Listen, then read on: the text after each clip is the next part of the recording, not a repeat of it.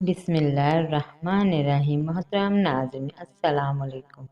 محترم ناظرین، آج کی اس ویڈیو میں ہم آپ کو ایک ایسی حافظ قرآن لڑکی کا واقعہ سنانے والے ہیں جو کہ قرآن مجید اور اسلامک کتابیں بیچا کرتی تھی اور ساتھ میں بچوں کو قرآن پاک کی تعلیم بھی دیا کرتی تھی۔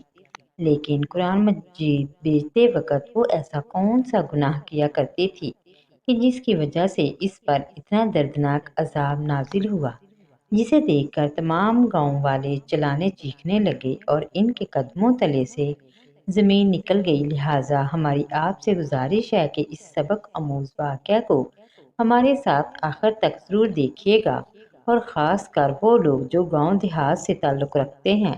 پاکستان کے ایک چھوٹے سے گاؤں میں روبینہ میری سہیلی تھی اور دور دراز کی رشتہ دار بھی تھی اور ہمسائی تو تھی ہی۔ وہ ایک چھوٹے سے گھر میں رہتی تھی اور حافظ قرآن بھی تھی، بچوں کو قرآن پاک حفظ کرواتی تھی۔ لیکن اس سے اس کا گھر نہیں چلتا تھا، کیونکہ جو بچے اس کے پاس قرآن پاک پڑھنے کے لیے آتے تھے وہ اسے زیادہ پیسے نہیں دے پاتے تھے، اور اگر وہ زیادہ پیسوں کا مطالبہ کرتی تو لوگ کہتے کہ قرآن پاک کو پڑھا کر پیسہ لینا جائز نہیں ہے۔ پھر بھی جیسے تیسے اس کا گھر چل رہا تھا۔ اس کا شوہر مزدوری کرتا تھا، لیکن آج ہم نے اسے جس حالت میں دیکھا ہم لوگ حیران رہ گئے۔ آخر ایسی بھی کیا بات تھی کہ اس کے اوپر اتنا بڑا عذاب آیا تھا؟ اس کی حالت دیکھ کر ہم سب لوگ ڈر رہے تھے، کوئی بھی اس کے پاس جانے کو تیار نہیں تھا۔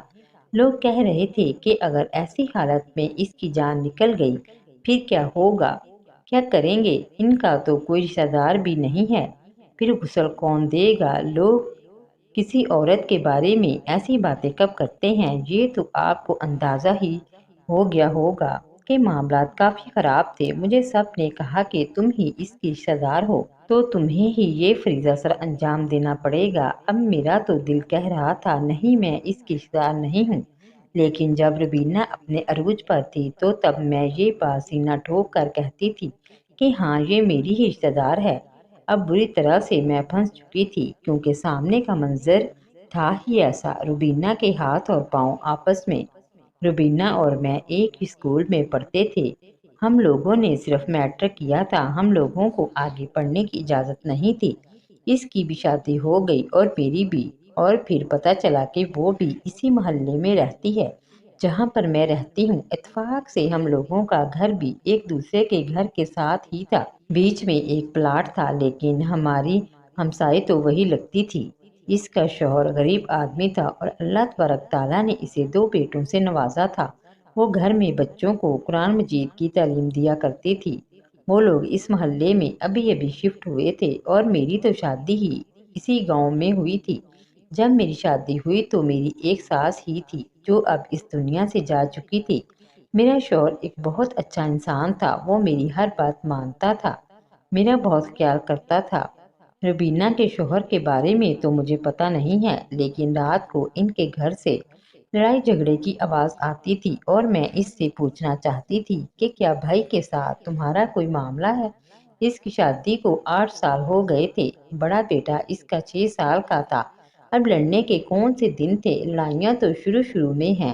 ایک دن میں اس کے گھر گئی تو وہ کہنے لگی کہ حالات بڑے خراب ہیں، تمہارے بھائی کو ایک بیماری ہے۔ اس کا مطلب تھا کہ اس کے شوہر کو۔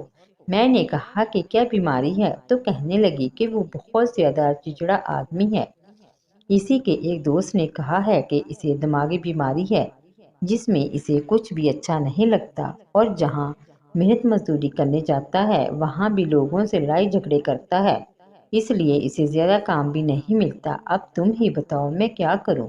میں نے کہا کہ جہاں تک مجھے پتا ہے جتنی میں پڑھی لکھی ہوں اتنی ہی تو بھی پڑھی لکھی ہے، تو بتا کہ ایسے لوگوں کو تو پاگل کہا جاتا ہے۔ مجھے لگا وہ غصہ کرے گی، پر اس نے کہا کہ ہاں ایسے لوگوں کو پاگل ہی کہا جاتا ہے، لیکن ہمارے معاشرے میں لوگ یہ نہیں سمجھتے، بلکہ ایسے پاگلوں کی شادی کروا دی جاتی ہے کہ بیوی آئے گی تو ان کو ٹھیک کر دے گی۔ شروع سے ہی اس کے حالات ایسے ہی تھے، لیکن اللہ تبارک تعالیٰ جھوٹ نہ بلوائے، پہلے سے بہتر تھے، پر اب تو یہ بہت ہی غصہ کرنے لگا ہے۔ اس کو سیدھی بات بھی کہوں تو اسے الٹی سنائی دیتی ہے۔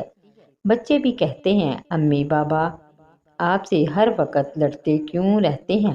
میں تو پریشان ہو گئی ہوں، گھر میں بچوں کو قرآن مجید پڑھاتی ہوں، کچھ لوگ پیسے دیتے ہیں کچھ لوگ نہیں دیتے، کچھ لوگ تو منہ پر بول دیتے ہیں کہ پیسے کس بات کے، اور تجھے پتا ہے جہاں پر 2-3 مدرسے ہیں جس میں عورتیں 100 بچوں کو مفت میں قرآن پاک پڑھاتی ہیں، تو پھر لوگ مجھے پیسے کیوں دیں گے؟ میں نے کہا ہاں مجھے پتا ہے، وہ وہاں پر مفت میں قرآن پاک پڑھتے ہیں، لیکن اس لیے کیونکہ وہاں پہلے سے ہی امیر لوگ ہیں اور ان دونوں کے یہاں اولاد نہیں ہے، اپنی مرحومی کو دور کرنے کے لیے انہوں نے یہ کام شروع کیا ہے، اور ایک تو خود بھی پڑھاتی نہیں ہے لیکن تو ماشاء اللہ حافظ قرآن ہے نا؟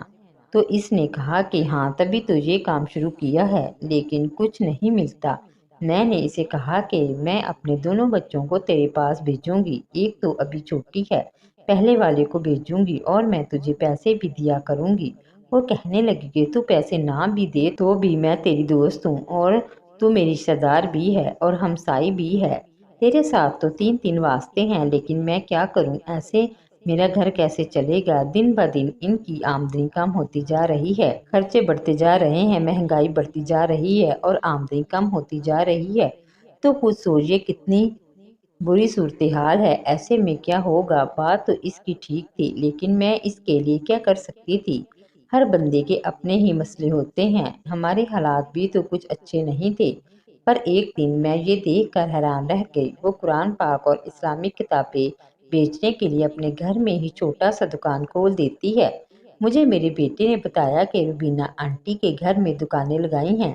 میں نے کہا کہ کل تو اسے ملی ہوں، اس کے گھر میں کہاں دکان لگی تھی؟ تو میں ٹائم نکال کر اس کے گھر میں چلی گئی اور میں نے دیکھا تو وہ سچ میں چھوٹی سی دکان کی تھی جو قرآن پاک اور اسلامی کتابوں کی تھی۔ میں نے اس سے پوچھا کہ یہ دکان کھولنے کے پیسے کہاں سے آ گئے؟ تو وہ کہنے لگی کہ انہوں نے کچھ پیسے دیے، تو میں سوچی بچوں کو قرآن پاک اور اسلامک تعلیم دیتی ہوں تو کیوں نہ میں کتابیں رکھ لیتی ہوں، میرے پاس سے ہی قرآن مجید اور سب کتابیں خرید لیں گے تو کچھ میرے گھر کی حالات سدھر جائیں گے۔ پھر میں نے کہا اتنے پیسے تھے تم لوگوں کے پاس؟ تو کہنے لگی کہ ہاں وہ ان کی کمیٹی نکلی تھی۔ میں نے اسے کہا کہ چلو مبارک ہو، یہ تو بہت ہی اچھی بات ہے، ابھی کل ہی تو پریشان ہو رہی تھی اور کہہ رہی تھی کہ پیسے کہاں سے آئیں گے، اور دیکھ اللہ نے پیسوں کا انتظام بنا دیا، اور مجھے بھی میرے بیٹے کے لیے ایک نورانی کتاب خریدنا ہے۔ میں آج ہی شام کو وہ مارکیٹ جانے والی تھی، لیکن اب تمہارے پاس سے ہی کتاب خرید لیتی ہوں۔ میں نے اس کے پاس سے اپنے بیٹے کے لیے کتاب خریدی اور اپنے گھر چلی آتی ہوں۔ چنانچہ شام کو میں نے جب اپنے شوہر کے سامنے کھانا رکھا تو اسے یہ بات بتائی کہ روبینہ اور منیر نے اپنے گھر میں اسلامی کتابوں کا دکان کھولا ہے۔ میرے شوہر نے کہا کہ ٹھیک تو ہے، لیکن ان کے پاس اتنے پیسے کہاں سے آئے؟ میں نے کہا کہ کہہ رہے تھے کمیٹی نکلی ہے۔ میرے شوہر نے کہا کہ ٹھیک تو ہے، اللہ کا شکریہ کرے۔ اسی طرح دن گزرتے گئے اور روبینہ کے حالات پہلے سے بہتر سدھر گئے، وہ سب خوشی خوشی اپنی زندگی کے دن گزار رہے تھے۔ تقریباً 1 سال بعد اچانک رات کو رونے اور چلانے کی آواز آئی، ان کے دونوں بیٹے زور زور سے رو رہے تھے۔ ہم دونوں میاں بیوی ہڑبڑا کر اٹھے۔ میرے شوہر نے کہا کہ یہ تو روبینہ کے بیٹے کے رونے کی آواز آ رہی ہے۔ ہم دونوں اس کے گھر کی طرف دوڑ پڑے، لیکن جب ہم اس طرف گئے تو دروازہ پہلے سے ہی کھلا ہوا تھا، اس کا مطلب تھا شاید منیر گھر سے جا چکا تھا۔ میرے شوہر نے اندر جا کر دیکھا کہ چور کا معاملہ تو نہیں، لیکن اندر کوئی بھی نہیں تھا، بچے اپنے کمرے میں بیٹھے تھے۔ اس نے مجھے کہا کہ میں منیر کو جا کر دیکھتا ہوں، لگتا ہے کہیں آس پاس گیا ہے، تم جا کر بچوں کو دیکھو۔ تو بچے اس طرح ڈرے سے بیٹھے تھے جیسے انہوں نے بھوت دیکھ لیا ہو۔ ڈر تو مجھے بھی انہیں دیکھ کر لگ رہا تھا۔ میں نے کہا کہ کیا ہوا ہے، کیا بات ہے؟ تو کہنے لگے کہ وہ امی۔ میں نے کہا کیا ہوا ہے تمہاری امی کو؟ تو کہنے لگے کچھ ہو گیا ہے امی کو۔ میں نے کہا کہاں ہے تمہاری امی؟ تو کہنے لگے اپنے کمرے میں، اس طرف اشارہ کیا کہ جیسے اس کمرے میں اس کی ماں نہیں بلکہ کوئی بھوت ہو۔ میں بھی پریشان ہو گئی، میں نے ان کے آنسو صاف کیے اور ان کو پانی پلایا۔ میں نے کہا آؤ میرے ساتھ تمہاری امی کو دیکھتے ہیں، تو وہ فوراً پیچھے ہٹ گئے۔